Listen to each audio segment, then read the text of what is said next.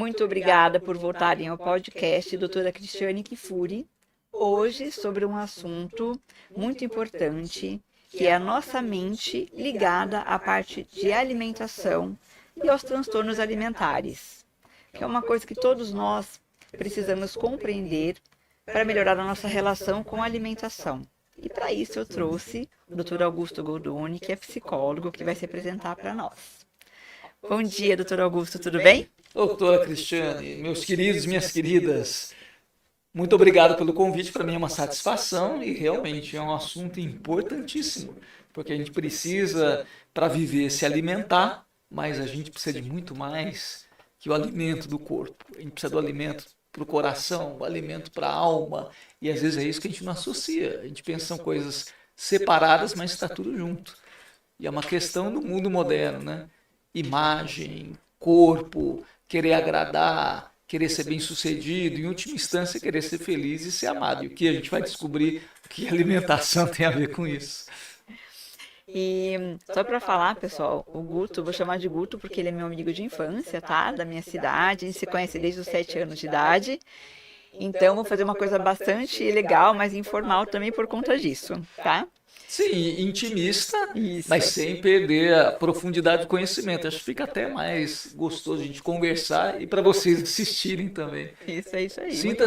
Sinta-se na sala da tua casa, assim como a gente conviveu, né? Tinha um grupo muito bacana, né? Começou lá com a Unesp de Botucatu, daí os filhos dos professores também foram se convivendo e crescendo junto com a gente cresceu como irmãos, na verdade, né? É isso aí, eu estou muito feliz por isso, muito mesmo. Para mim é uma alegria muito grande. E Guto, me fala só rapidamente, brevemente da sua formação, só para a gente compreender um pouquinho. Tá, a gente foi criado, como você está falando, em Botucatu, como o pessoal brinca, cidade lazarenta, quando não chove venta, né? Muito bacana, não é isso? É verdade. Botucatu, onde a vaca faz murda, aí com 17 anos eu fui para São Paulo estudar e tô com 55, tô lá até hoje, viciou. Estudei no Instituto de Psicologia da USP de São Paulo, daí a gente vai se especializando, né? Segui a psicanálise. Na parte clínica, hoje estudei Freud, estudei Lacan, e hoje, depois de 30 anos, a gente se dá o direito de ter a própria linha, que a gente vai incorporando várias coisas da experiência teórica e da experiência prática. E por que você enveredou mais por esse caminho dessa questão dos transtornos alimentares?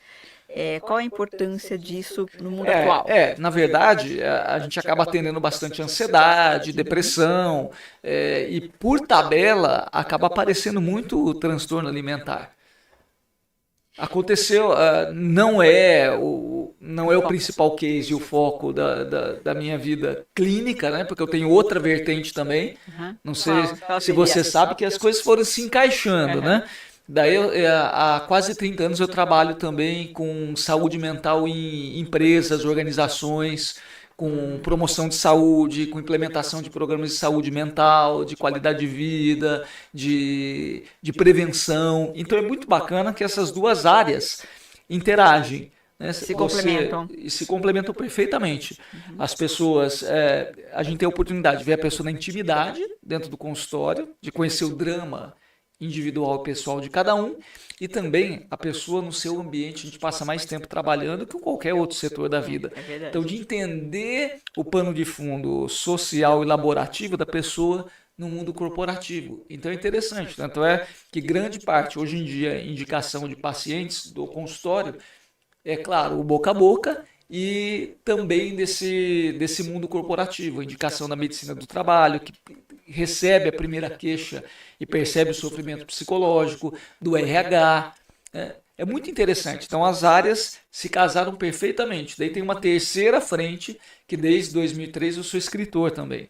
Então, tem 6 livros publicados, e 2 deles são saúde mental em geral. Então, tem um sobre relacionamentos interpessoais, outro sobre estresse, outro sobre depressão. Tem um muito bacana que também tem a ver com a modernidade, Cris, que chama o dinheiro no divã, que é a psicologia da saúde financeira.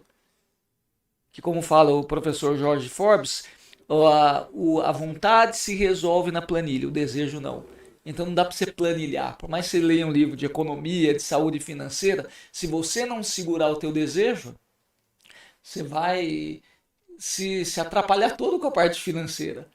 É a mesma coisa. Se você não pensar nessa questão alimentar no desejo, você como sujeito, por que você come, que é a fome emocional, que é a fome que vai além da comida, também você não vai estar sempre satisfeito. E me fala mais pra gente sobre essa questão da fome emocional. É para elaborar mais o assunto. Vamos lá, vamos pegar.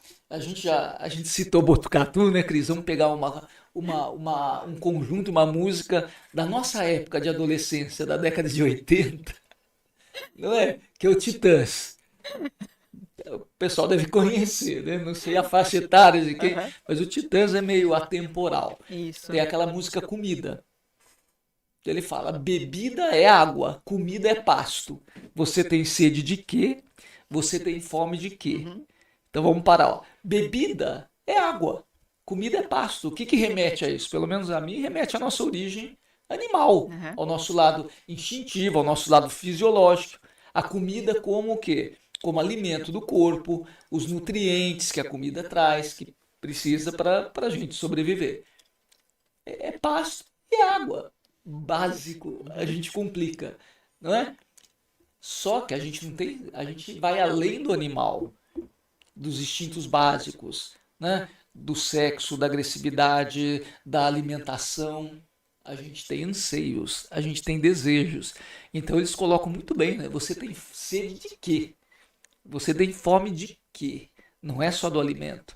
E daí a gente começa a distinguir a comida do alimento para comida emocional, que alimenta o coração, que alimenta a alma, né? Daí fala, a gente não quer só comida, a gente quer comida, diversão e arte. A gente não quer só comida, a gente quer saída para qualquer parte. Eu acho bem interessante, porque fala do alimento, às vezes o comer é uma saída para alguma coisa. Pode ver, você como endocrinologista deve ver muito de diferenciar a base se a pessoa está com fome mesmo ou se ela come por compulsão, se ela come para preencher um vazio. Então, quando a fome emocional, quando ela tem fome de pizza, por exemplo, existe isso. Fome de pizza, fome de chocolate, uma coisa bem específica. Não é fome fisiológica, é fome emocional. Faz sentido isso, gente? Faz sentido. Então você está com uma fome específica. E se você come para preencher, às vezes, um vazio, é fome emocional. A comida está servindo para alguma outra coisa. E em relação assim, ao tipo de alimento, né? Tem a ver com as nossas histórias de infância, com a nossa relação emocional, com as coisas que aconteceram lá da infância?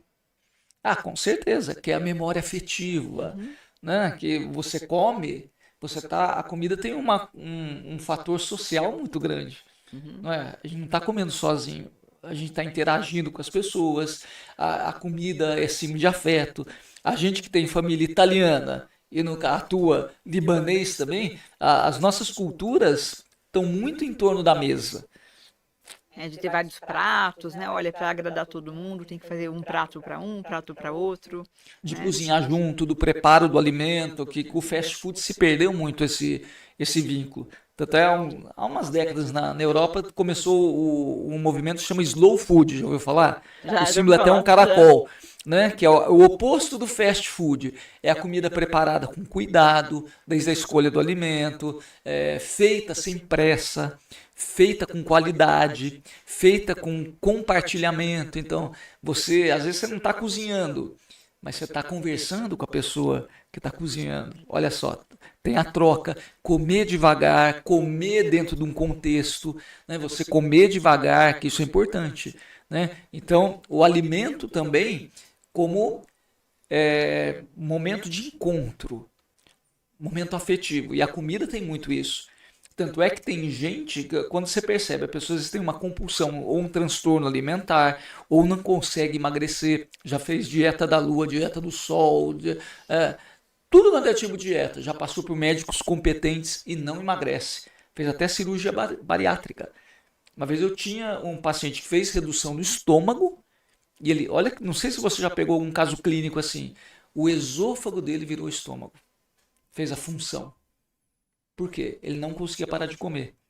E no caso dele em específico, ele, quando era pequeno, era uma criança, ele sofria muito bullying, porque ele era magrinho, fraquinho. Apanhava, né? Era abusado nesse sentido, na escola todo mundo zoava com ele. E ele, quando engordou, ele ficou mais forte. Ele batia em todo mundo, ninguém tirava onda com ele. Então ele associou, olha que interessante, né? Ele associou o peso, a força e mais que força, a proteção, a segurança emocional. Então quando ele começava a emagrecer, o inconsciente, ele queria emagrecer.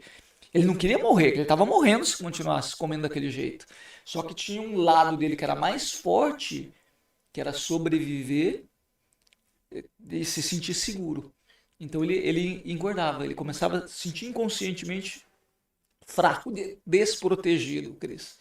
E daí o que acontecia? Ele naturalmente engordava.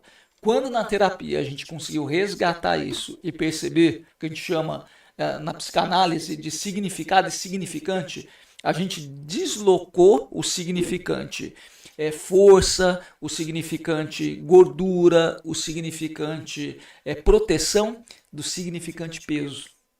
Como é que é esse processo? É um processo moroso? A gente tem até o quê? Até amanhã para falar disso? Depende, isso aí, Cris, é tempo. A psicanálise está falando de tempo lógico, não de tempo cronológico. Então é uma coisa bacana.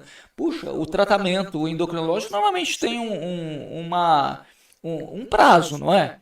Tem uma... depende, né? Tem alguns que demoram anos e anos, depende. Mas de cada indivíduo, né? De cada então, caso. Imagina se na endocrinologia, claro que hoje você não trabalha só com isso, você trabalha com a medicina integrativa, então a gente percebe que o ser humano é um ser holístico, não é? Então imagine dentro dessa parte emocional, dessa parte simbólica, dentro da psicologia, não dá para prever tempo, porque não é o tempo do relógio, o tempo cronológico, é o tempo lógico, que é o tempo de cada indivíduo. Tem gente que em uma sessão pode elaborar, de repente isso aparece em uma sessão, tem gente que demora anos. Por quê? Porque é simbólico, como isso vai circular. E às vezes você demora, de repente você está atendendo a pessoa 5 anos, de repente a gente percebe uma coisa óbvia, Cris. Mas como eu não vi? Estava ali o tempo todo, estava, mas estava cheio, a gente chama de lixo, de sujo. Estava numa rede, para falar mais bonitinho, estava numa rede de significantes. É o novelo. Você vai puxando, uma coisa está ligada à outra, né? Você vai puxando, de repente você vê o que estava ali. Antes você não conseguia ver. Era um emaranhado. Você não percebia. Então, é o tempo, faz sentido isso? É o tempo lógico, é o tempo de cada um. Você me fez lembrar de uma paciente muito querida, que ela chegou para mim há um tempo atrás e falou: muito obrigado por você ter paciência comigo. Porque eu a conheço, acredito, em torno de 18 anos. Ela fazia o tratamento para perder peso, dela desistia, sumia, ia, voltava. E agora, depois de 18 anos, ela está conseguindo fazer. Ela já perdeu uns 40 quilos. E ela falou: olha, muito obrigada por você não ter desistido. Eu falei: não, na verdade, você que não desistiu de você. Né? Só estou aqui para te ajudar. Mas esse processo demorou muito tempo para ela conseguir elaborar e fazer. E agora faz exercício todo dia, se cuida, tá outra pessoa. Já naquele momento, alguma coisa mudou, circulou ali na dinâmica mental dela, que ela estava preparada, porque senão não adianta. Se a pessoa não vê o sentido e não entende, não trabalha o lado emocional, é uma mola, né? Ela vai fazer porque tá precisando, porque alguém falou, porque o médico mandou, porque tá com um quadro grave, alguma doença, alguma coisa assim, mas ela não quer fazer exercício, ela não quer mudar o hábito. Então a vontade consciente segura até um ponto. Só que eu costumo falar que é uma mola que vai encolhendo. Quando essa motivação enfraquece, a mola volta com tudo. Por isso que é muito fácil ter esses ciclos, né, de recaída, né? É cíclico mesmo. Reganho de peso, paro de fazer atividade física. E é muito comum a gente ver que isso acontece de uma forma, tudo de uma vez só. Eu começo a fazer dieta, eu faço exercício, a alimentação fica melhor, eu me cuido, faço uns cuidados melhores comigo mesma ou comigo mesmo. E daí quando a pessoa começa a desistir, ela começa a parar o exercício, para de fazer alimentação, para tudo de uma vez. eu queria entender um pouco esse processo. Por que a pessoa para tudo de uma vez e começa tudo de uma vez? O que acontece na mente? Porque na verdade ela não mudou exatamente isso. Não trabalhou o gancho emocional, não entendeu o que leva ela a comer, o que leva ela a querer ser bonita, o que leva ela a querer fazer uma cirurgia plástica, por exemplo, um procedimento estético.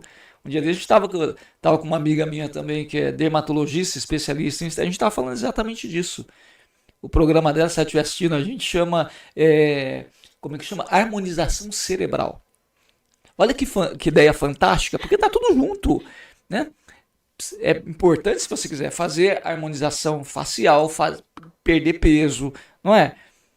Tá bem com você mesmo, mas tem que estar integrado com as suas emoções, com o teu projeto de vida.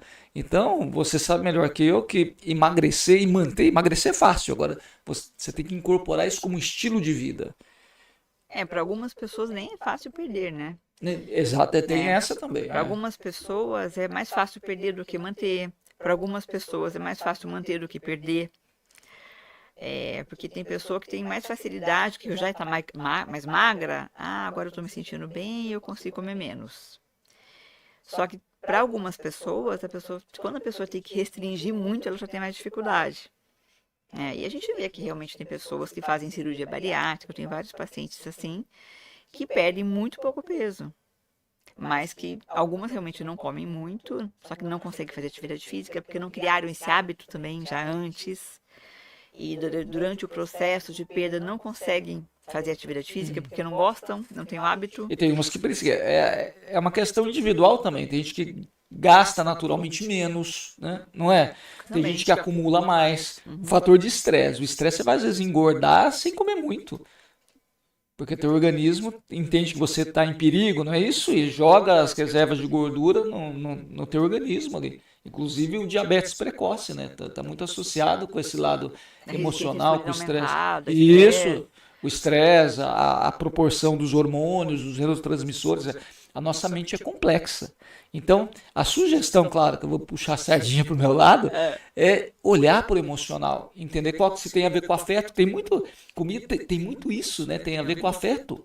Tem gente que tinha uma paciente uma vez que ela era, os irmãos eram mais inteligentes, só que ela era a boca boa.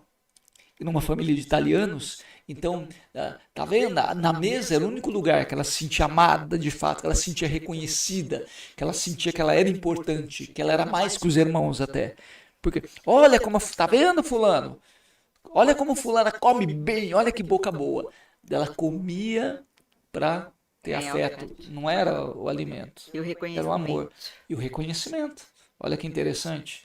Então, enquanto você não desvincula isso, Cris, ela vai ter dificuldade, ou de perder peso, ou de manter, que no inconsciente esse valor fala mais alto, e mudar é difícil. Eu costumo falar, o pessoal que está em processo de análise, que o inconsciente vem de cara o lugar.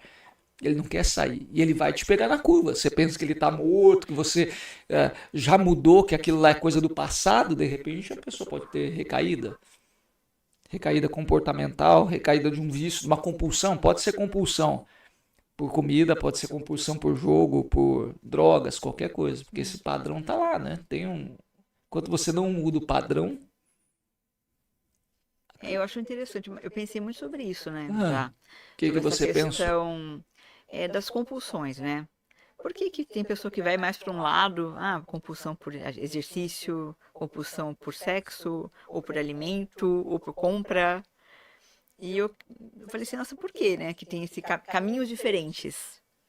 Eu já vi pessoa também que fez bariátrica, que virou alcoolista porque não podia mais comer e começou a beber no lugar. Né? Uma troca. Então, as pessoas, nós como seres, podemos fazer esse ciclo em várias situações. Porque o lugar em psicanálise, o lugar do não dito é o corpo, como Lacan fala. O que é o não dito? Aquilo que você não está podendo verbalizar, que você não consegue elaborar. Vai ou para a somatização, ou vai para o corpo, ou vai para algum comportamento, que é a compulsão. Então, o comportamento, na teoria do Freud, tem a fixação nas fases, as fases de desenvolvimento. Tem a fase oral, que é a principal fase, que tem a ver com a amamentação, que é o alimento, né? Só que se você tiver algum problema nessa fase, ou tiver privação, te faltar leite mesmo, ou tiver um excesso, tiver alguma complicação nesse processo, você pode se fixar nessa fase. Então tem pessoas que o impulso oral vai deslocar onde? Ou para a comida, ou para o cigarro, ou para a bebida. Ou então, conhece aquelas pessoas que falam demais? A verborragia, que não escuta, que fala, que tem uma necessidade, é impulso oral. Tem a ver com isso. Com algum bloqueio nessa fase, ou algum trauma, ou algum excesso, que tudo que está demais, está de menos, vira patológico, né? Então aquela pessoa que fala como defesa, para não escutar, para não ter contato com o outro. Então o que você não está podendo transformar em palavra, ou você joga, ou você cala. Olha que interessante. Tem gente que evita coisas negativas, tem gente que, já percebeu, que não quer entrar em contato com um cheiro ruim, por exemplo. Então, respira pela boca só. Às vezes o respirador bucal é isso. Não quer sentir um cheiro ruim no banheiro, não quer sentir odor desagradável e também às vezes tem dificuldade de ouvir coisas desagradáveis e daí vira sintoma, vai para o corpo. Por isso que você falou é interessante, Cris. O sintoma desloca. Se você não elabora, você pode estar bloqueado o canal da comida, não é? Ele não podia comer. O que ele fez? Foi beber. Ou então pode ir para outro lugar, pode até ir mas a compulsão está lá. Desloca. A gente fala que o sintoma desloca. Faz sentido, não faz? Faz todo sentido. Senão ele circula dentro do nosso corpo. Tem gente que tem tendência a somatizar, então a pessoa não consegue expressar, canalizar a emoção. Ela deprime. Ela pode ter dor de cabeça. Se trata dor de cabeça, vira faringite, vira dor de... O sintoma vai andando, vira gastrite. Exatamente. Então faz sentido isso que você falou. Tem um caso de uma pessoa que a gente acabou descobrindo, né? Nos tratamentos, que ela não conseguia perder peso porque ela tinha medo de ficar muito bonita e ter vontade de trair o marido dela. Eu atendi vários casos assim. A pessoa não sabe lidar com... Ela não perdia... Atendi várias pessoas assim, porque não lida com ciúmes do marido, do companheiro, da companheira. Então, se ficar muito bonito é perigoso. Vai chamar atenção, o outro vai ficar bravo. Então, o caminho mais... tudo isso é inconsciente. Depois você descobre, vira óbvio, né? Quando você descobre o comportamento do outro e o teu comportamento. Daí, uau, o mundo se revela. Você elabora, mas antes você está no inconsciente. Você não percebe isso que você faz para não enfrentar o marido. Que se ficar bonita vai correr risco. Né? Ou seus próprios, tem gente os próprios desejos. Se eu tiver muito bonita, eu não vou me controlar. Também tem isso. Eu não vou resistir. É muito comum isso. Tem outro caso interessantíssimo que estava mais inconsciente ainda, estava recalcado, de uma moça que quando ela era mais velha, tinha vários irmãos, e a mãe brigou com o pai traiu, a mãe falava assim, qualquer dia eu vou botar veneno na comida de vocês, vou matar todo mundo. Ela tinha sintomas graves de refluxo, de gastrite, e não havia tratamento.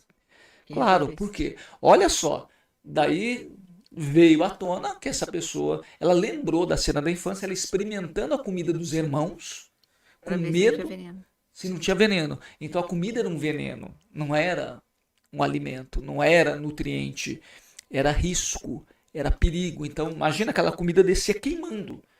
Imagina o estado emocional dela para comer.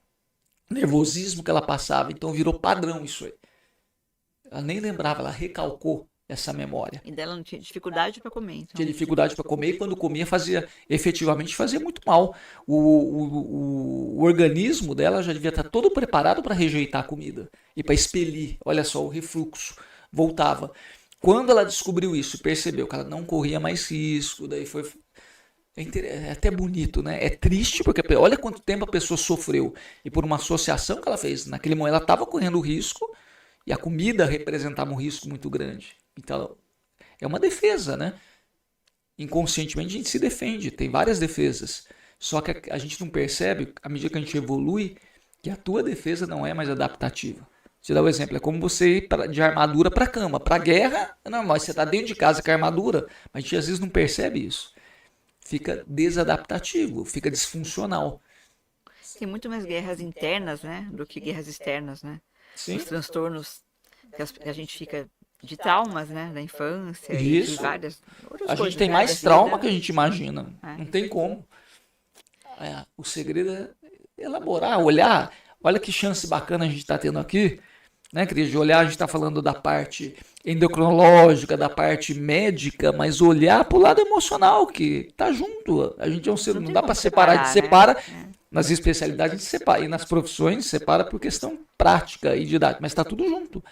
Então, parabéns pela iniciativa de olhar para esse lado, né? Que é o caminho. As pessoas às vezes não têm noção. É importante mesmo, né? A gente se compreender para poder se ajudar, né? E conseguir ter relações melhores com as pessoas que estão ao nosso redor, né? Com amigos, pessoal do trabalho, pessoal da família, né? Relacionamentos amorosos mais saudáveis e assim vai, né? Em relação à questão das pessoas que têm realmente, você falou dessa pessoa de vomitar, né? O alimento. Você pega bastante caso, assim, que a pessoa come e já quer vomitar para ficar magra, por exemplo. Eu não atendo muito essa questão da bulimia, da anorexia, né? Hoje eu tenho o contrário também, né? A vigorexia, por exemplo, a pessoa, em vez ela sempre está achando que está fraca. Daí tem uma vida restrita, né? De só treina, ela evita situações sociais, ela tem uma dieta muito rígida e muito restrita. A bulimia é a mesma coisa, a pessoa... daí é um impulso oral também, pela teoria que eu conheço, só que em vez da pessoa ingerir, tem a ver com o controle, ela evita ingerir para não engordar, para atender um padrão estético. Na verdade, ao mesmo tempo, ela está escrava disso, mas é um grito de libertação, que ela quer fugir desse controle, mas ela foge de uma maneira patológica, de uma maneira doentia, que é evitando o alimento. E daí tem uma distorção, no caso, da imagem corporal, tanto na anorexia como na bulimia, não é? Que ela é um transtorno psiquiátrico, que a pessoa olha no espelho, ela está carne e osso, ela está doente, está com uma série de problemas físicos, né? Normalmente é no sexo feminino. A mulher até não menstrua mais, está na fase fértil, né? De tão grave. A menorreia total. A pessoa está uma caveira, mas ela se olha no espelho, olha a distorção. Ela se vê gorda ainda. Ela acha que precisa perder peso. Ela come, ela sente culpa. É outra coisa para a gente diferenciar claramente o comer fisiológico do comer emocional.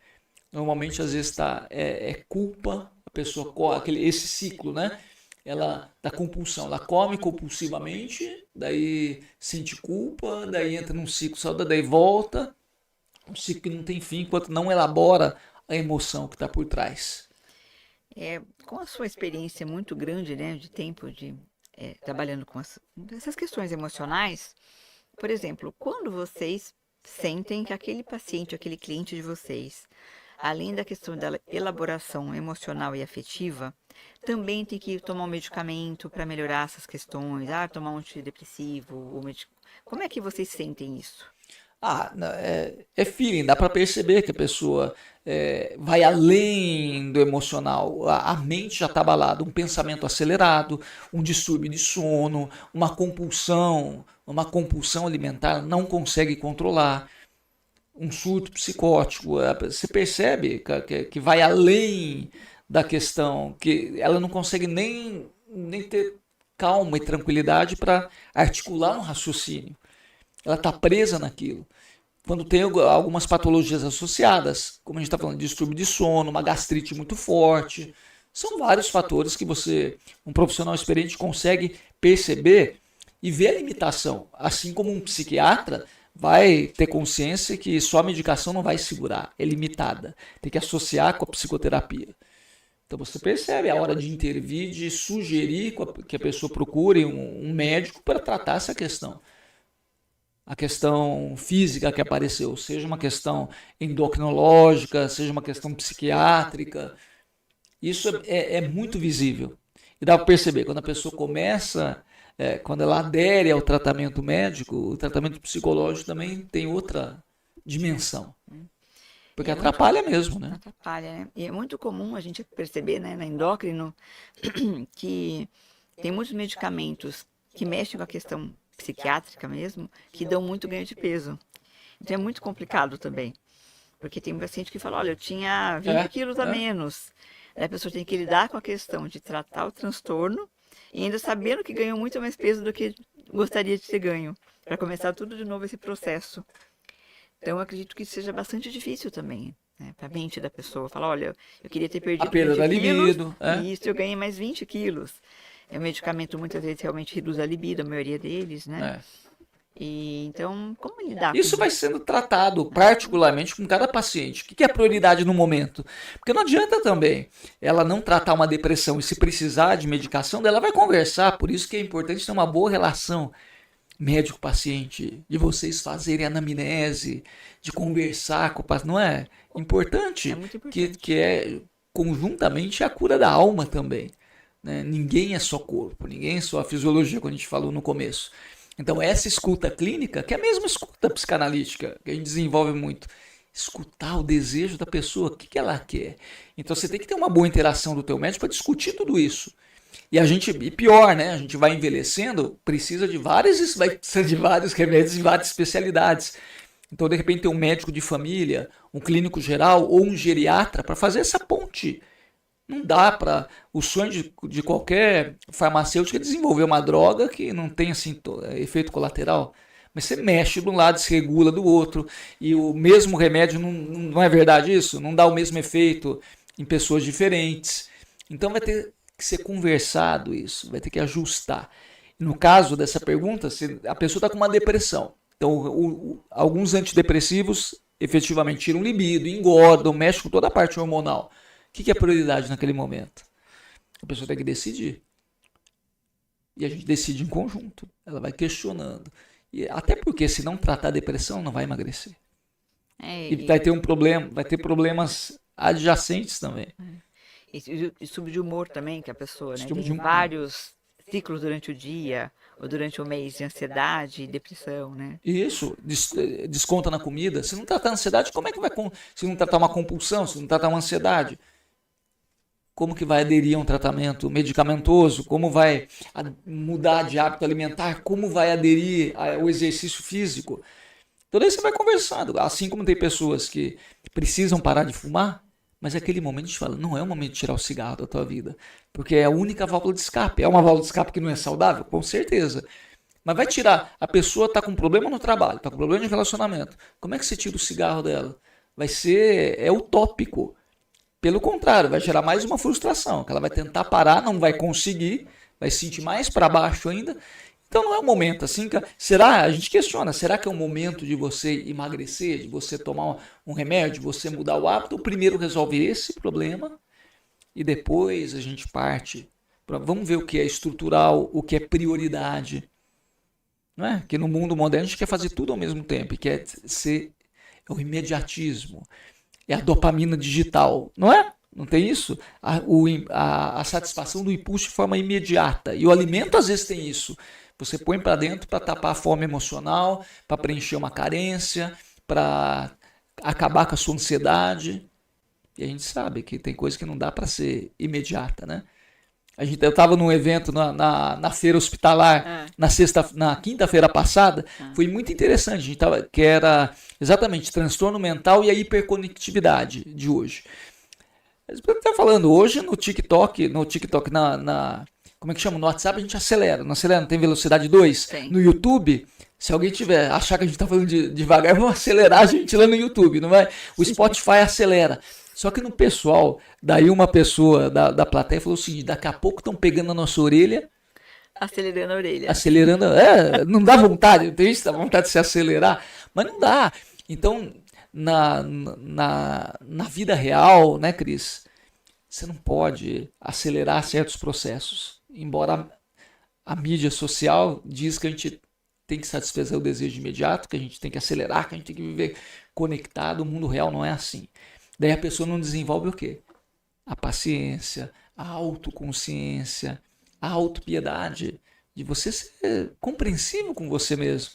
Percebeu que a gente se maltrata? Uhum. a gente é educado com o outro e mal educado com a gente? A gente diz sim pro outro, mas não pra gente? A gente tem paciência, a gente perdoa o outro, mas se condena, não se perdoa?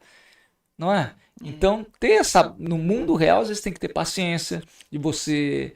A comida está para os antidepressivos de 2 décadas atrás. Lembra? O Prozac, quando entrou no mercado, era a pílula da felicidade.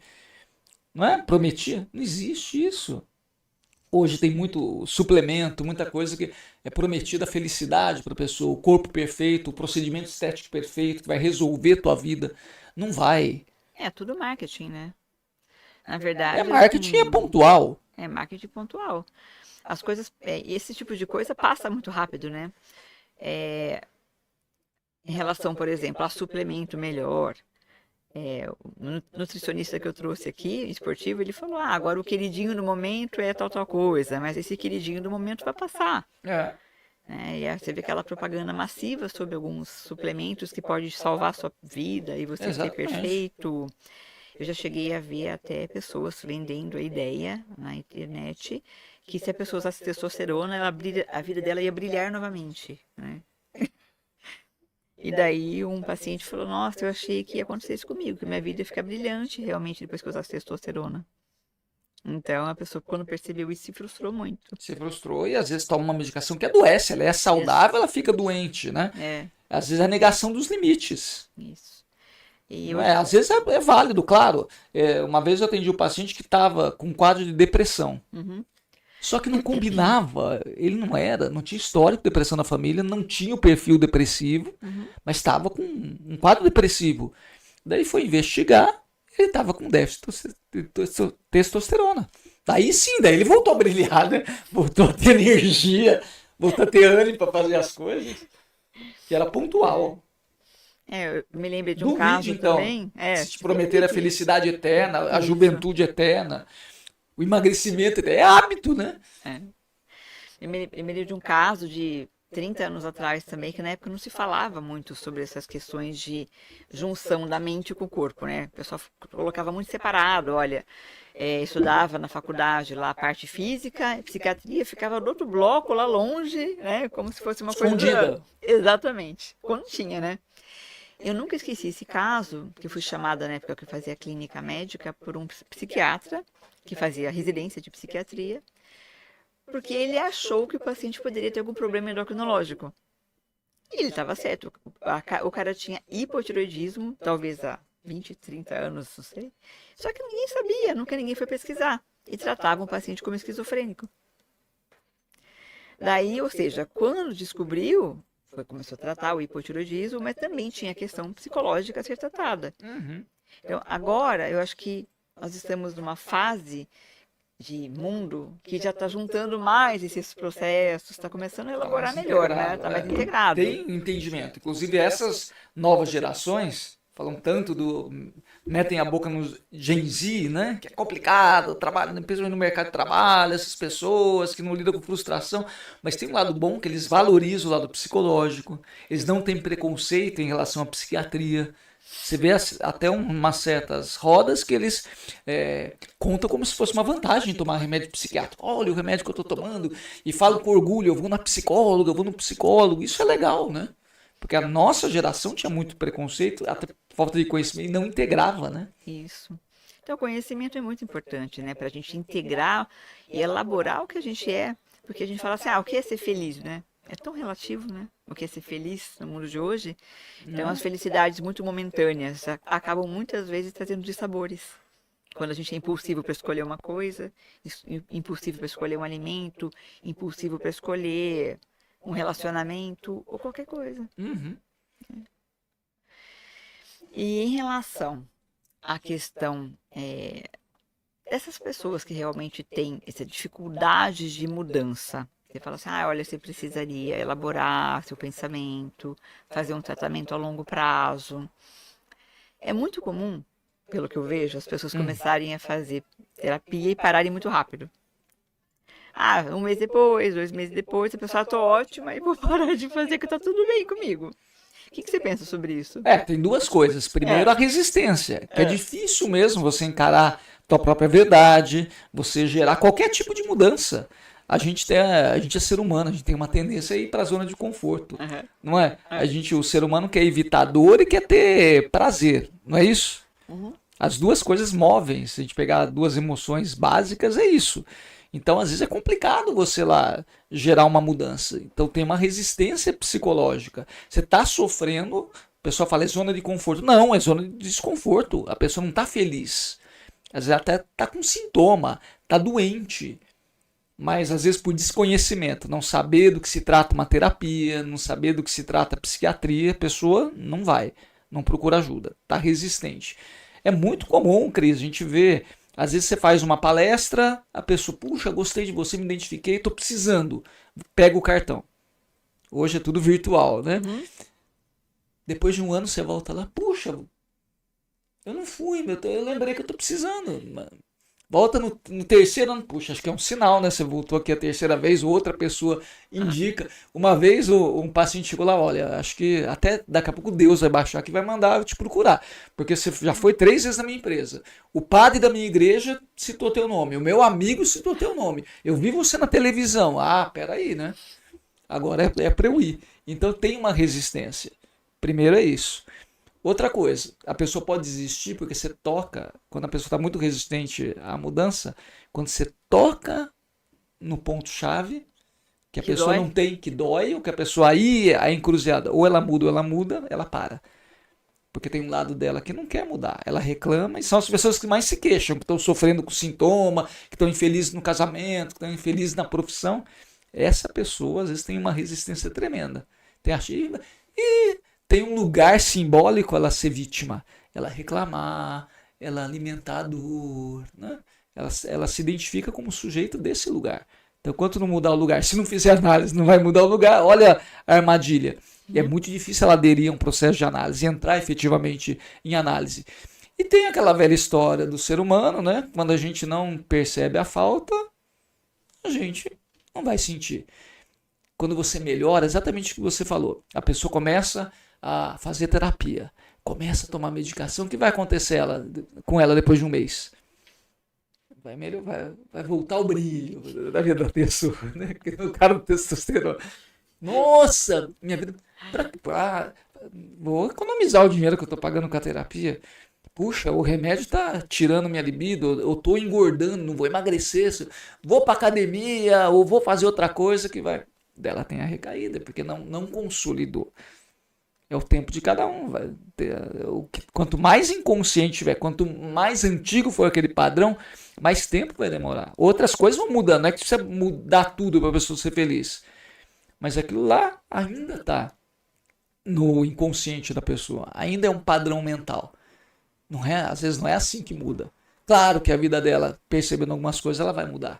E daí ela interrompe. Porque não é fácil, né? É fácil enfrentar a verdade. É fácil perceber que você errou, que você foi iludido, que você não é tão bom como você imaginava, né? Ou que você quer uma coisa e não consegue, não é assim, né? Me lembro de uma história. Mas é o único caminho. Interessante, né? Do Amir Klink. Que ele demorou muito tempo para conseguir fazer os barcos dele e aprender a navegar em mares gelados, né? E foi tudo um processo. Ele conta no livro dele que a filha dele, ela queria já fazer tudo o que ele fazia. Ele falou, não, você tem que aprender a fazer o parafuso do barco primeiro. É todo um processo. E a gente tem que aprender a fazer esse parafuso. A gente faça o parafusinho, outro parafusinho, agora eu vou fazer a madeira. Para a gente ir construindo o nosso lar interno, né? A nossa mente de uma outra forma. Né? É processo. E terapia é um processo. Não é? Lembrei de outra música da nossa juventude, Cris, do Aerosmith, You Have to Learn to Crawl Before You Learn to Walk. Fase da vida. Não tem é um como, processo. Né? Você não vai sair correndo. Você vai engatinhar, você vai aprender a sustentar a coluna, você vai começar a andar, depois você vai correr. É a mesma coisa. Você já é mestre de Kung Fu, instrutora, né? Isso daí pro Kung Fu é como se fosse a gente é um bebezinho, tá no útero ainda. Porque o Kung Fu é milenário, é muito complexo. Então, quando a gente faz, assim, você tá 3 anos fazendo, não é nada, basicamente, né? Perto da evolução, né? Isso. Mas é um processo também, né? E você entende, acho que a cultura oriental tem muito isso, né? Isso. Acho que coloca a gente no nosso devido lugar, né? Exatamente. Coloca a gente na humildade real, né? É. Tipo assim, o que eu sei daquilo? Nada. Eu tô no útero da mãe ainda, né? É. Aprendendo lá. Mas ao mesmo tempo, né? quando você é humilde e olha para a tua limitação, você abre a possibilidade da plenitude. Porque você não quer ser aquilo que você não é, você não quer ter aquilo que às vezes é impossível. Que o Lacan também fala, o ser humano é um ser faltante. A falta é inerente ao sujeito. Não existe sujeito sem falta. Então a gente está sempre incompleto, imperfeito, faltante. Se você só olha para a falta, você vai ser feliz, daí você vai precisar comer compulsivamente para alimentar essa falta que é emocional, que é carência, não é falta de alimento. Então quando você entende que apesar de ter a falta, apesar de ser humilde, não é? Apesar de ser pequeno, você também é grande em muito sentido, não é? Nós podemos ser grandes na busca de evoluções e elaborações, para a gente entender o que a gente é e falar, não, olha, eu posso fazer o meu melhor na vida. Eu não preciso ser perfeito, eu não preciso ter tudo, né? Não preciso ter o corpo perfeito, não preciso... Eu não preciso ser a mais rica, a mais bonita, né? Elaborar de outras formas, né? Viver cada momento com plenitude e com capricho. Eu gosto muito de uma frase do Mário Sérgio Cortella que ele fala assim: você tem que viver com capricho, porque a vida passa muito rápido. Você não vai dar tempo de você passar a tua vida a limpo. Né? Viva, um rascunho. Aceite o rascunho mesmo, muitas vezes, mas faça com o teu rascunho com capricho. E ele define capricho de uma maneira tão linda. Ele fala: capricho é você fazer o teu melhor nas condições que você tem, enquanto você não tem condições melhores para fazer melhor ainda. Olha que bacana. Evolua. Não se contente com aquilo, mas ao mesmo tempo, faça o melhor. Tenha consciência que aquele é o teu melhor. E o que você precisa fazer para conquistar a condição para fazer melhor ainda. É muito bonito, lindo, né? É lindo, é a nossa evolução, né? Bom, agora acho que já passou uns 40 minutos ali, mais ou menos, né? E acho que é interessante abrir para as perguntas também, né? Das pessoas. O que você acha? Sim, estamos à disposição. Te veio de São Paulo para Santos para isso, né? Exatamente. Mas enquanto ela está abrindo para as perguntas, né, o que você resumiria sobre esse assunto, só para a gente fazer um fechamento? Um fechamento, tá. Primeiro, você tentar separar a comida física da comida emocional. E as duas coisas estão juntas. E como você faz isso? Através do autoconhecimento. Então eu sugiro, para quem nunca teve a rica experiência de fazer essa viagem do autoconhecimento, através da análise, através de uma terapia, através da autoanálise, tudo pode ser motivo para você ampliar a tua autoconsciência. Né?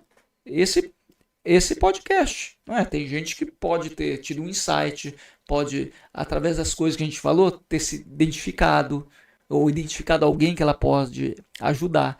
Então, quando você olha com bons olhos e com a curiosidade da criança, a curiosidade filosófica de aprender, de se abrir, você tem essa chance de crescer, não é? Então essa é a sugestão, se abra para o autoconhecimento, se abra para descobrir quem realmente você é. Daí você vai ter mais facilidade para identificar se você está sendo autor da tua história, se você está sendo efetivamente um sujeito desejante ou você está sendo manipulado. Você está sendo vítima da tua crença inconsciente, do desejo do outro. O grande outro sempre está presente, que pode ser representado na infância pela tua mãe, pelo teu pai, por uma figura de autoridade, pode ser representado pela ditadura da beleza, do corpo magro, por exemplo. Você está fazendo para que você quer emagrecer? Realmente, porque isso vai te fazer feliz? Por que você quer mudar o padrão de alimentação? Porque isso vai te fazer feliz? Tem um sentido individual e simbólico para você, ou no fundo é para agradar alguém? Para ser aceito, para ser amado, para agradar um namorado, para para ser aceito no teu grupo? Para quê? O oposto, para quê? Né? Tem muita gente que mantém o peso mais alto para agradar também o companheiro. Para agradar, exatamente. Né? É o inverso, como a gente falou, de fugir do próprio desejo, de fugir do conflito num relacionamento, como a gente falou. A pessoa às vezes se emagrecer, opa, vai ficar perigoso, que eu vou querer sair com todo mundo, não vou manter meu casamento. Ou então o meu marido vai ficar louco da vida, vai ficar com ciúmes, então eu prefiro ficar com peso, às vezes, estratosférico, que ninguém vai me desejar. Então, entender aonde está o gancho aí simbólico. Tem uma última história que eu lembrei agora que eu achei interessante, de uma moça muito bonita, muito tempo que eu não a vejo. E essa moça, ela tinha a questão do peso, que ela tinha dificuldade para perder, é porque quando ela era mais jovem, ela me contou, ela era muito bonita. Ela era bonita, mas quando mais jovem, ela disse que era muito mais bonita. De fechar o comércio, isso, diz o ditado. E ela perdia todas as amigas por conta disso. Então ela vinculava a não ter amigos, porque ela era bonita. Então ela não queria perder peso. Né? Daí ela arrumou um relacionamento com uma pessoa, daí eu não sei os detalhes, né? Também não sei por cima, assim. Mas ela queria, eu quero perder peso, só que ele também não colaborava. Agora, os motivos dele eu não sei. Mas, boicotava, de certa forma. Porque assim, ela falou assim, eu pedi para ele, eu vou ganhar ovo de Páscoa, era Páscoa. E ele perguntou para mim qual ovo que eu quero. Ele mandou 6 opções, ela escolheu um e ele comprou 6. Então também tem essas outras questões, né? De repente o companheiro dela também, ela escolheu um companheiro que também reforçasse esse comportamento dela, né? E foi uma história que eu achei bem interessante. E tem muitas, a gente ficaria o dia inteiro contando o caos, falando, né? Tem muitas histórias. Vai falando, a gente vai lembrando. Vai lembrando, né? E se alguém se identifica, lógico, com essas coisas, vamos conversar sobre o assunto, que o assunto é muito importante para todos nós. A pergunta da Ana Cristina. Então vamos lá, Ana Cristina Freitas, existem alguns pratos que marcam a convivência familiar. Qual a consequência de evitar essa comida que lembra o afeto? É complicado porque comer e beber está muito associado à interação social, não é? Principalmente em famílias que têm essa cultura de etnia, o italiano, o árabe, em volta da comida. Então tem que tomar cuidado para você não evitar a comida de bloquear o afeto também, de ser restritivo. Eu não vou comer porque tem um lugar, tem um chopinho, a pessoa começa a ficar chata também. Né? Não posso beber, não posso comer, não pode ficar muito restritivo. Então, Ana Cristina, você pode separar na tua cabeça isso. Você não precisa deixar de conviver. Não deve deixar de conviver. Né? Aquele prato realmente você precisa se privar, a macarronada. Não é? Se a pessoa, a não ser raras exceções, não é? A pessoa pode comer a macarronada no domingo, pode comer a picanha no domingo. E mesmo se não puder, o outro tem que entender, ela pode estar presente. Para italianada é complicado, né? Mas ela pode, de repente, comer outra coisa. Né? Vou te perguntar, Ana Cristina, e o alcoólatra que não pode beber? Como é que faz? Lá, a italianada bebendo. Falar italianada porque é minha origem, viu, Ana Cristina? Tá lá no fim de semana, todo mundo tomando vinho, tomando sua cerveja. Então ele remete ao afeto, ele precisa. Ele pode, de repente, tomar um copo de suco de uva, um suco de tomate, pode tomar um refrigerante, pode tomar água. Mas ele pode... Uma cerveja sem álcool. Uma cerveja sem álcool. Vinho sem álcool. Né? Hoje em dia tem opções, né? Tem várias opções. Mas tem que dissociar, porque o afeto está ligado na comida. Então, se não comer, logo não tem afeto. Isso que é o gancho simbólico, Ana Cristina. Então, quando você dissocia o afeto da comida, você pode ter o afeto sem necessariamente comer. São coisas diferentes. Mas o afeto, o alimento da alma, do coração, o vínculo familiar jamais deve ser rompido nesse sentido. Não sei se respondeu. Se não respondeu, né? Mas realmente marca mesmo. Daí ela está sentindo de repente carência de pai, de mãe ou da infância perdida. Tem isso também. Tem uma coisa muito bacana, viu gente, viu Ana Cristina, que o inconsciente, o Freud já falava, o inconsciente é atemporal. Por isso que tem a fixação em certas fases. A gente pode ser um adulto, pode ser resolvido em várias outras questões, mas é como se a gente entrasse na máquina do tempo. A gente volta e tem aquele mesmo sentimento que a gente tinha. De perda, de carência ou de raiva. Faz sentido? Então, de repente, a pessoa quer resgatar.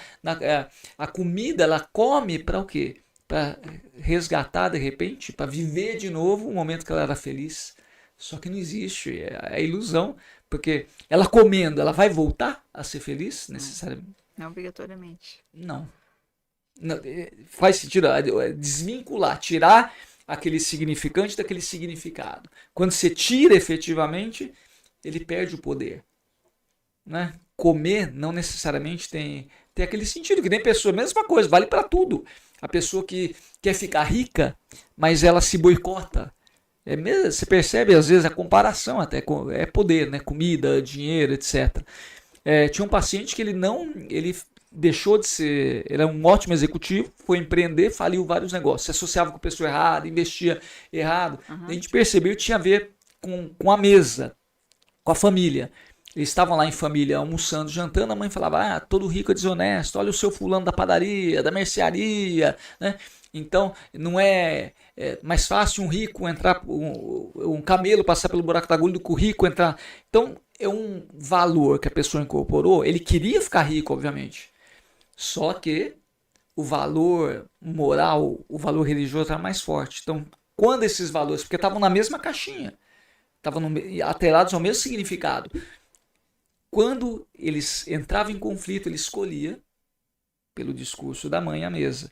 É a mesma coisa, a comida tem esse sentido às vezes. Às vezes entra em conflito, você vê, você quer ficar saudável, às vezes você quer ficar magro, mas quando entra em conflito com algo central, com um afeto, com uma raiva, com uma carência, esse aqui fala mais alto. Então, desvinculou, não tem problema. Comer o prato que te traz afeto. Ou não comer o prato sem ter o afeto do mesmo jeito. A próxima você diria que a obesidade é uma doença emocional com consequências físicas? Pode ser, porque aquilo que a gente falou de somatizar, né? Uma carência emocional, por exemplo, uma emoção mal resolvida virou sintoma no corpo. A gente não chama propriamente de doença. A obesidade, é doença, não é? Sim, é uma patologia, né? É que também a obesidade é de alta complexidade, porque ela envolve também questões genéticas, Sim, então é muita coisa, né? Então é lógico que o emocional está sempre vinculado, mas não dá só para atribuir como único fator. Questão, único fator, né? Então a gente sabe, né? Tem comprovações de ressonância que há pessoas que não têm aquela tendência à obesidade, o brilho no cérebro é diferente na ressonância magnética do brilho no cérebro da pessoa que olha um alimento, por exemplo, e fala, nossa, eu preciso comer isso. Tem pessoas que não têm isso naturalmente. Então tem questões genéticas, de criação e complexo, vários culturais, de receptores também, de leptina, receptor. Ixi, tem muita coisa envolvida, né? Então não é tão simples assim, né? Seria fácil se fosse, né? Se fosse fácil, tava todo mundo perfeito, magrinho, né? Todo mundo magro, todo mundo perfeito, né? Tem uma amiga que sofria críticas da mãe na infância por ser obesa. Na adolescência fez dietas muito restritivas e permaneceu magra por um tempo. Hoje só perde peso com medicação. O que você diria sobre o assunto? Mas qual que seria a pergunta aí? Pode? Pode perguntar, viu? Mas acho que a questão aí é entender o processo da pessoa, né? Que a pessoa só consegue com medicamento porque ela talvez não tenha trabalhado a parte emocional dela. E será que consegue? Ou ela não, de repente, resiste a uma terapia? Porque o remédio, teoricamente, é o caminho mais curto, mais óbvio, né? Só que dura pouco tempo, né? Não há... Porque chega uma hora o medicamento já não faz tanto efeito, né? Eu tenho bastante experiência com isso. Questão da tolerância. Você pode dizer melhor. Medicamento tem uma hora que o medicamento, a gente usa aquele medicamento várias vezes. Chega uma hora a pessoa fala, aquela dose já não faz mais efeito. Daí, com o tempo, os laboratórios farmacêuticos desenvolvem medicamentos mais modernos, com menos efeitos colaterais, que dão muito mais perda de peso. Só que se a pessoa acostumar com aquele medicamento, até ter o outro, demora muito tempo. E fica nesse ciclo. Inclusive, doutora Cristiane, falar na questão do medicamento, a gente citou o Prozac como a pílula felicidade. Hoje, o medicamento da moda é o Ozempic, né? Agora é o Mondiaro, né? Já vai mudando. Já mudou, já. Então, vai mudando. mudando. É mais potente, é tirzepatida, tem mais resultado, dá menos efeito colateral. Vai mudando. Então já é. Logo, só que daqui a um tempo vai ter um outro, isso que eu tô te falando. Só que daí demora anos para ter um outro. E quando tem, é caríssimo, né? São medicamentos muito bons, mas são caríssimos. E não serve para todo mundo. Não serve para todo mundo. Tem gente que não consegue manter o tratamento pelo preço. Que usa um mês, 2 meses, daí a pessoa fala, eu não consigo mais pagar. E daí volta no mesmo ciclo. É. Por isso que é importante trabalhar a questão É quebrar da o ciclo, entender o que quebra o ciclo. Isso. Né? Engatando na pergunta da Cecília, obesidade é falta de amor próprio? Não necessariamente. Até porque tem gente que é obesa, vamos separar a questão da saúde, e é feliz. Não é? Isso mesmo. Tem gente Tem que gordinhos aceita. que têm autoestima, não é? Que Isso, são felizes, né? Que às vezes opta perder peso para ter uma vida mais confortável, de não sofrer tanto para subir escada, para praticar uma atividade física, não é? Para ter maior opção de roupas, por exemplo, não ser restritivo. Essa questão é complexa, mas vamos debatendo. A gente está aqui para isso, essa é a finalidade. Bom, para a saúde mental, o ideal é buscar atividades que deem prazer? Nem tudo que dá prazer É saudável. é saudável. Exatamente. Mas é importante dosar isso. Claro que você vive para quê? Só para sofrer? Não. Para ter prazer também. Pôr na balança, né? Claro, inclusive invertendo essa pergunta, a falta de prazer pode ser um sintoma de um quadro depressivo. A pessoa perdeu a capacidade de sentir prazer, né? A anedonia, ela não, o mundo fica cinza mesmo, fica sem cor. Até a comida, a pessoa gosta de comer, não quer tomar banho, a vida perdeu sentido, né? Perdeu porque não tem prazer. Tá tudo muito difícil, a pessoa vê de uma forma fatalista, pessimista. Então, claro, em certa medida, você ter prazer, você buscar coisas que te fazem feliz, vão trazer saúde mental. Mas tem que tomar cuidado. Quando ela falou, eu fiquei preocupado em colocar o contraponto, porque não dá para fazer tudo que dá prazer o tempo inteiro. É possível, né? Até porque você pode Tem as obrigações, tem fazer coisas até inadequadas para arrumar prazer, às vezes, né? Inadequadas para você mesmo, tô falando, né? Até comer. Usar droga, comer, de forma. Tem que ter. Muita gente, foi bom ela ter tocado nisso, porque a pessoa às vezes usa a comida como indulgência, como recompensa. Já viu muito isso? Ah, muito. É muito comum, ainda mais no hoje mundo eu mereço comer isso, hoje eu mereço. hoje Hoje eu mereço. Eu tive um dia difícil, vai lá, come o chocolate, ou come a gordura, né? Muito associado a isso, a indulgência mesmo. Eu sofro tanto, eu tenho que ter esse pequeno prazer. Pelo menos isso eu mereço. Ou então é comum, né, o mundo corporativo, as situações são tensas muitas vezes. Então é extremamente. O pessoal vai dar risada.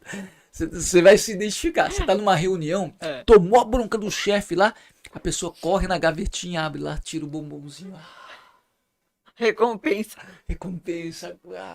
A dopamina vai aumentar. E aumenta momentaneamente, mas se não procurar uma forma mais definitiva, claro, os pequenos prazeres são importantes, tem a ver com saúde mental, né? Não, cuidado. Com certeza todo mundo já se pegou fazendo isso, né? Hoje eu mereço, né? Sim. Mas assim, eu acho que se a pessoa merece mesmo. Se a pessoa compreende que esse processo do automerecimento, da autocompaixão, a pessoa fala assim, olha, é hoje, mas não é todo dia, tudo bem, né? Agora o problema é quando a pessoa faz todo dia, toda hora. Como um modus operandi, né? Isso. É importante ter a válvula de escape, né? Puxa, eu mereço e ter compaixão com você mesmo, não é? De repente você fugir. É difícil manter o tempo inteiro em atividade física, principalmente quem não gosta, não tem essa tendência, não é? Veja bem, a doutora Cristiana acabou de explicar, tem gente que o cérebro é diferente. Vai ser mais difícil. Para mim é mais difícil. Então enfrenta. Não é? É difícil manter. A pessoa furou o regime, o que acontece? Puxa, já que hoje eu não comi direito, agora já foi um dia, vai uma semana e vai um mês, daí falha. Um dia não vai fazer tanta diferença assim, retoma, não é? Falhou esse dia, ou exagerou, ou está precisando dessa recompensa, não é pecado. Não se judia mais trazendo a culpa para você. Você pode fazer isso, não é? Comeu? Tudo bem. Estava precisando, ou escapou, escorregou, teve recaída? Retoma. Você falhou um dia da semana e os outros 6 que você mandou bem. Olha para isso. E suas vitórias que você E suas teve, vitórias. Né? Só o lado que você não venceu. O lado ruim, a derrota. A derrota. A gente enfatiza muito isso muitas vezes. E daí isso não faz bem para a saúde mental. Tem uma terapia, não é a minha área, mas eu andei estudando, que achei muito interessante, uma área dentro da terapia, da TCC, que o pessoal chama, da terapia cognitivo-comportamental, que é a terapia do comprometimento e da autoaceitação. Eu acho muito interessante, que fala exatamente isso. E você se perdoar, às vezes você não precisa mudar para ser melhor. Se de repente você se aceitar com aquele peso, né, e gostar de você assim, e descobrir que esse é o teu desejo, vá por esse caminho. Né? Tenha o comprometimento, por isso fala autoaceitação, acho que é a base da saúde mental, você se aceitar. E o que você não aceita, você pode eventualmente mudar, tendo consciência que é um processo e que a mudança em você não é a mesma mudança, não tem uma mudança pronta. Não é o seu caminho. Um protocolo pronto, né? Que você vai seguir. Até vocês têm protocolo de você fazer academia tantas vezes por semana, comer determinados alimentos, tomar determinados... Não é isso? Uhum. Tomar determinadas medicações, mas não é fórmula mágica. Vamos ver se tem mais alguma. Você diria que se iniciarmos qualquer tratamento pela terapia, as chances de sucesso serão maiores? Não sei se iniciar, né? De repente vai ser o endócrino que vai encaminhar para o psicólogo vai encaminhar para o endócrino, falando dessa questão específica. Mas, com certeza, se associar a chance de sucesso, dependendo do que você chama de sucesso, vai ser maior, né? Com certeza. Porque a gente tem que trabalhar sempre a parte emocional junto, não tem como, né? Nós fomos criados nesse mundo, a maioria de nós, né? Para sermos mais perfeitos, fazer tudo certinho, né? Com as questões religiosas também, que são muito pesadas. Morais religiosas, né?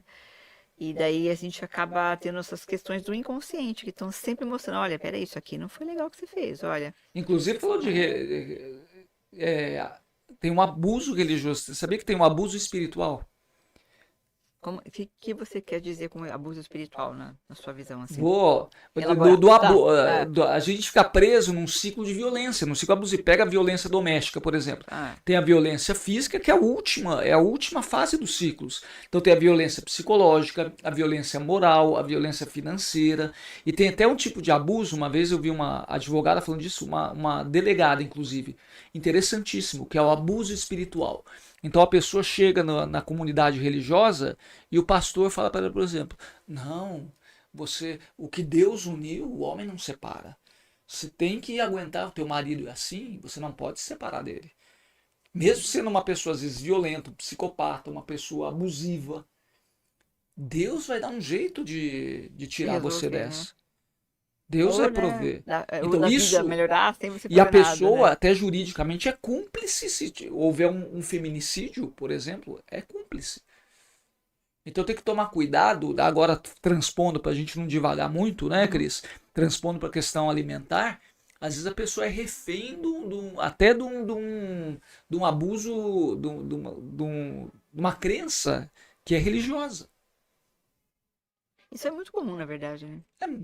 Ainda mais no Brasil, que é um país de base católica, né? E agora muito evangélico. Qualquer não religião, dando nome para a religião. Né? A religião tem que... É um caminho para Deus. E Deus liberta. E Deus é amor. E Deus é a felicidade. Deus não escraviza. Só que o homem às vezes escraviza. A crença religiosa escraviza. Que é o uso que o homem faz da religião, não Deus, né? Deus não tem nada a ver com isso. Deus quer ver você bem, é teu pai, não é? Quer ver você feliz, quer ver você pleno, você é a imagem e semelhança dele, né? Só que tem que tomar cuidado, que dogmas religiosos às vezes são amarras, né?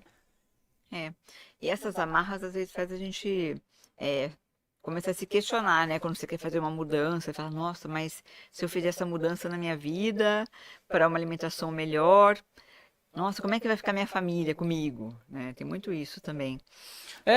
Como acho que uma amiga nossa falou agora há pouco, mas a comida é aquele prato é afeto. Se eu não comer, eu vou perder o afeto. Ou a pessoa tem culpa, de repente ela prosperou, a família é mais humilde, ela tem culpa de comer. E às vezes até de comprar um suplemento, de gastar com aquilo que é supérfluo, com a família passando, puxa, mas esse dinheiro poderia ajudar a minha família, com tanta gente passando fome, eu esbanjando, às vezes tem um valor religioso ou cultural ligado a isso, né? Que impede a pessoa de mudar o hábito, como você bem falou.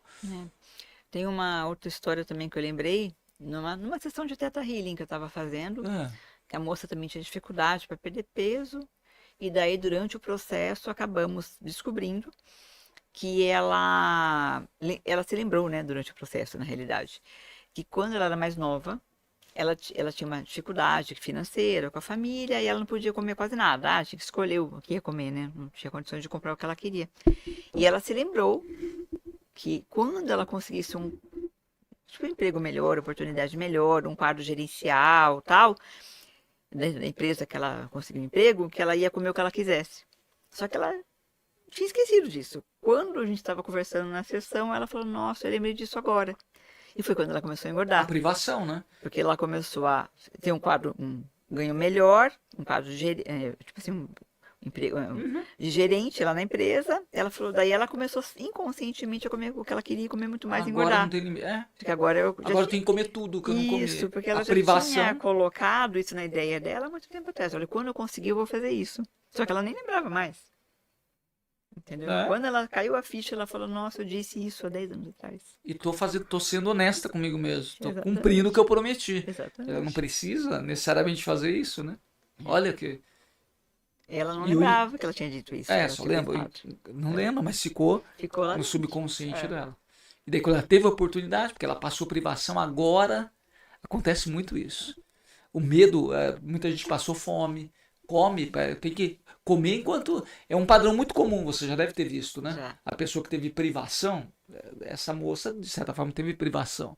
Daí precisa aproveitar a fartura para fazer a reserva. Então, vou comer tudo que eu posso agora, porque amanhã posso não ter comida. E assim, não tem mais a ver com a realidade presente da pessoa. É o passado falando, né? Isso tem a ver com a questão também riqueza, pobreza, né? Tem. Tipo assim, olha, eu não tinha Falta. condições, né? Agora eu tenho condições, então, ou seja, na minha mente eu não posso voltar a ser pobre, entendeu? Tem muito a ver essas questões, né? Tem. Não é porque ela pode que ela tem que fazer. Pegando o gancho até com a questão do prazer, não tem uma frase que é bíblica, até tudo posso, mas nem tudo me convém. Você tem que ter o critério, e aí vai a autoconsciência e o autoconhecimento. O que me convém? O que eu quero? O que é bom para mim? O que é saudável, o que não é? Independente do valor moral, né? Que a gente é moral, né? Mas qual é o meu valor de bom, né? O que eu reconheço como bom para mim? E eu posso fazer, eu preciso fazer aquela hora. Eu posso comprar, mas eu preciso comprar aquilo. Eu posso comer, mas precisa. Que é uma necessidade, é uma vontade ou é um desejo? E um desejo um trauma do passado, né? Que essa privação, que essa paciente que você contou é um trauma, ficou marcado, né? Ficou marcado. E daí quando ela tem oportunidade, ela é o trauma falando, não é a necessidade. Então só para terminar, então, né, para a gente fechar, o importante é a elaboração dos traumas, a elaboração do seu eu, tratar suas impulsividades, tratar o que está quebradinho na gente lá que dá para arrumar, para a gente melhorar e se sentir melhor, mais leve, né? E então, só para você finalizar suas palavras, para a gente poder terminar, pode falar. É isso, terminar com gratidão. Gratidão pela oportunidade de primeiro rever uma amiga muito querida que mora no meu coração. É sempre bom para a alma, né? A gente resgatar. Bom, né? É maravilhoso. Gratidão da gente poder estar aqui, da gente ter ainda consciência e poder articular as palavras, de poder falar e de gostar do que a gente faz. E de mudar a nossa vida e a dos outros. E a dos outros. A dos outros, por tabela. Forma, né? A palavra, a gente fez a nossa parte. E está fazendo, pode ter certeza. Eu falo por mim e falo pela doutora Cristiane, que eu conheço bem. A gente faz com muito amor. Agora, como isso vai ecoar, não só na tua mente, mas no seu coração, agora já não depende mais da gente. Né? De nós dois, da Cris que está aqui no backstage, que está gravando isso pra gente, né, Cris? Agora depende de você. Então seja grato por isso. Acho que a gratidão, sim, a gratidão e o perdão são os grandes segredos para a saúde mental. não é só ter prazer. É isso. É isso aí. Obrigada, viu, Guto? Meu amigo de infância, do coração, tá aqui comigo. Obrigada. É isso aí.